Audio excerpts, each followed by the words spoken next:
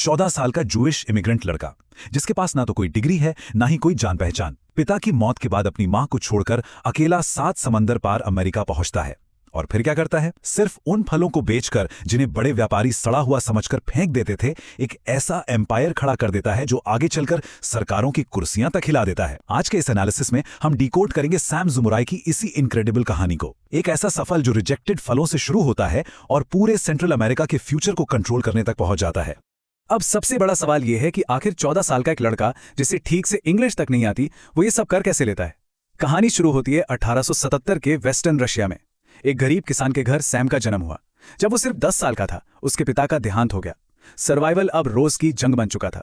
अपनी किस्मत बदलने की एक जिद थी उसके अंदर, और इसी जिद में अपनी विधवा मां को पीछे छोड़कर घर के बचे खुचे पैसों से उसने अमेरिका की एक वन वे टिकट ले ली। समंदर के उस 15 दिन के सफर में दिल अपनी मां के लिए तड़प रहा था। और जब वो अमेरिका पहुंचा, जेब बिल्कुल खाली, बस हाथ में एक कागज का टुकड़ा था जिस पर उसके एक दूर के अंकल का पता लिखा था। चलिए देखते हैं सेक्शन 1, एक अनाथ इमिग्रेंट का सफर।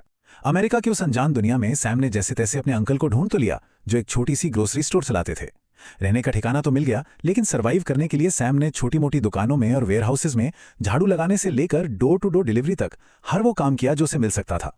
पर सैम सिर्फ फिजिकल मेहनत नहीं कर रहा था, वो बहुत ही ज्यादा ऑब्जर्वेंट था। वो लगातार नोटिस कर रहा था कि छोटे बिजनेसेस आखिर काम कैसे करते हैं, कस्टमर्स को क्या चाहिए, सप्लायर्स कैसे ऑपरेट करते हैं। उसके लिए हर एक कॉन्वर्सेशन, हर एक सवाल एक बहुत बड़ा लेसन था। वो सब कुछ स्पंज की तरह एब्जॉर्ब कर रहा था और पाई पाई जोड़ रहा था, ताकि जब भी कोई बड़ा मौका आए तो वो पूरी तरह से तैयार रहे।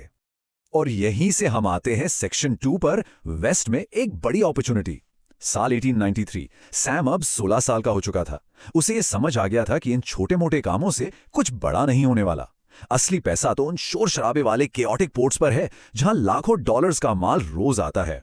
बस फिर क्या था, कुछ दिन सोच विचार करके उसने ट्रेन पकड़ी और करीब 230 किलोमीटर दूर अलाबामा के एक बहुत ही बिजी पोर्ट पर पहुंच गया, जहां सेंट्रल अमेरिका से फ्रूट्स अनलोड होते थे। अब इस स्लाइड में जो डेटा है वो बहुत ही ज्यादा इंटरेस्टिंग है। उस समय मार्केट में पूरी तरह से यूनाइटेड फ्रूट कंपनी का दबदबा था। पोर्ट पर जब केले आते तो उन्हें 3 कैटेगरीज में छांटा जाता। पहली, ग्रीन बनानास, इनकी डिमांड सबसे ज्यादा थी, जिन्हें तुरंत ट्रेन्स में लोड कर दिया जाता। दूसरे, येलो बनानास, जो थोड़े पक चुके थे, इन्हें लोकल ट्रेडर्स को डिस्काउंट पर दे दिया जाता।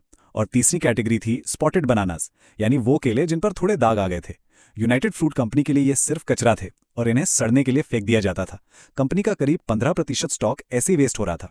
इन्हीं फेंके जा रहे केलों को देखकर सैम को एक गोल्डन अपॉर्चुनिटी दिखाई दी। उसने बिना कुछ सोचे समझे अपनी जिंदगी भर की सेविंग्स, जो कि $50 थे, वो उठाए और सीधा कंपनी के एम्प्लॉइज के पास पहुंच गया। उसने कहा कि वो उनके ये फेंके हुए सारे केले खरीदना चाहता है।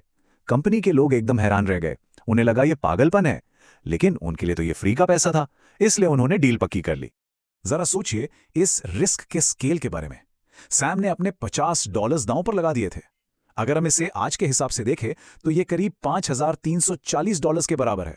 अपनी पूरी जिंदगी की कमाई उसने एक ऐसे आइडिया पर लगा दी जिसे बाकी दुनिया एकदम बेवकूफी मान रही थी। आगे बढ़ते हैं सेक्शन 3 की तरफ, टेलीग्राफ के जरिए अपनी किस्मत बदलना। डील तो हो गई, लेकिन अब सैम के सामने सबसे बड़ा दुश्मन खड़ा था, और वो था टाइम।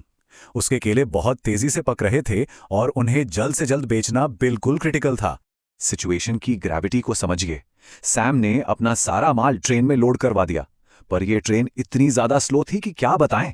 कभी नया कार्गो लोड करने के लिए रुक रही है, कभी ट्रैक क्लियरेंस का इंतजार हो रहा है, तो कभी ड्राइवर्स चेंज हो रहे हैं। हर गुजरते घंटे के साथ सैम के वो केले काले पड़ते जा रहे थे। उसका पूरा का पूरा इन्वेस्टमेंट उसकी आंखों के सामने सड़ने की कगार पर था। इस डेस्परेट सिचुएशन में सैम ने एक ऐसा जीनियस हैक लगाया जो कोई सोच भी नहीं सकता था। वो ट्रेन से नीचे उतरा, भागकर एक वेस्टर्न यूनियन टेलीग्राफ ऑफिस गया। वहां से उसने ट्रेन के आगे वाले सारे स्टेशंस के मर्चेंट्स को एक मैसेज भेज दिया। उसने कहा कि सस्ते केलों का एक शिपमेंट आ रहा है और अगर वो इसे बिकवाते हैं तो उन्हें तगड़ा कमीशन मिलेगा। और ये ब्रिलियंट प्लान एकदम परफेक्टली काम कर गया। ट्रेन जैसे ही अगले स्टेशन पर रुकती, बायर्स की पूरी भीड़ वहां तैयार खड़ी होती। सिर्फ 1 हफ्ते के अंदर सैम ने अपना पूरा का पूरा माल बेच दिया। उसके $50 अब $190 बन चुके थे। यह सिर्फ एक प्रॉफिट नहीं था, यह इस बात का पक्का सबूत था कि उसका बिजनेस मॉडल पूरी तरह से सॉलिड है। उसने मार्केट के उस गैप को पकड़ लिया था जिसे सारे बड़े प्लेयर्स मिस कर रहे थे। अब आता है सेक्शन 4, यूनाइटेड फ्रूट के साथ सीधा टकराव। सैम अब रुकने वालों में से नहीं था। साल 1903 तक उसने इसी प्रोसेस को मैसिव लेवल पर स्केल कर दिया। वो रोज के रोज हजारों किलो रिजेक्टेड फ्रूट्स उठाता और मार्केट को सस्ते किलो से भर देता। देखते ही देखते उसकी सेल्स करोड़ों में पहुंच गई। अब जब मार्केट में किसी का इतना बड़ा दबदबा होने लगे तो जाहिर सी बात है कि बड़े प्लेयर्स को मिर्ची लगेगी। यूनाइटेड फ्रूट कंपनी को फाइनली रियलाइज हो गया कि ये लड़का उनके लिए एक बहुत बड़ा थ्रेट बन चुका है। और फिर शुरू हुआ उनका अग्रेसिव रिएक्शन। उन्होंने जानबूझकर सैम के शिपमेंट्स में देरी करना शुरू कर दिया, उसकी सप्लाई को सीधे आधा कर दिया, और तो और सैम को बर्बाद करने के लिए अपने खुद के केले मार्केट प्राइस से भी नीचे डंप करने लगे। सैम को समझ आ गया था कि अगर इन कॉर्पोरेट जायंट्स के भरोसे बैठे रहे तो गेम ओवर है। उसे डायरेक्ट इंपोर्ट और वर्टिकल इंटीग्रेशन करना ही पड़ेगा। उसने तुरंत एशबेल हबर्ड नाम के एक इन्वेस्टर के साथ हाथ मिलाया और अपनी खुद की शिप्स खरीदने का एक बहुत ही बोल्ड डिसीजन लिया। और सबसे हैरानी की बात क्या थी, यूनाइटेड फ्रूट कंपनी ने सैम के इस नए वेंचर में खुद 10% का इन्वेस्टमेंट कर दिया, ये जानते हुए भी कि सैम उनका सबसे बड़ा राइवल है। चलिए देखते हैं सेक्शन 5, जंगलों में एक एम्पायर खड़ा करना। सैम अब अपनी सप्लाई चेन को खुद अपने हाथों में लेना चाहता था, इसलिए उसने यूएस स्पोर्ट्स की आरामदायक जिंदगी को पीछे छोड़ा और सीधा निकल गया सेंट्रल अमेरिका के उन खतरनाक मलेरिया से भरे जंगलों की तरफ जहां ये केले असल में उगाए जाते थे। सैम का काम करने का तरीका बाकी दूर बैठे कॉर्पोरेट एग्जीक्यूटिव से बिल्कुल अलग था। वो कोई ऐसा इंसान नहीं था जो सिर्फ एसी ऑफिस में बैठकर रिपोर्ट्स पढ़े। वो खुद ग्राउंड पर उतरा, वर्कर्स के साथ मिलकर जंगलों के रास्ते साफ किए और अपने खुद के हाथों से जमीन में बीज बोए। उसने एकदम ग्राउंड लेवल वाली टैक्टिक्स यूज की। अपने किसानी बैकग्राउंड का फायदा उठाते हुए उसने खुद नदियों और वहां की मिट्टी का सर्वे किया, लोकल पावर ब्रोकर्स और गवर्नमेंट ऑफिशियल्स के साथ तगड़ी नेगोशिएशंस की, उन्हें पे ऑफ किया, कौड़ियों के भाव बेहतरीन जमीनें खरीदी और उन घने ट्रॉपिकल जंगलों के बीचों बीच वर्कर्स के लिए पूरे के पूरे नए शहर खड़े कर दिए। और यहीं से हम पहुंचते हैं सेक्शन 6 पर, सबसे बड़ा और रिस्की दांव।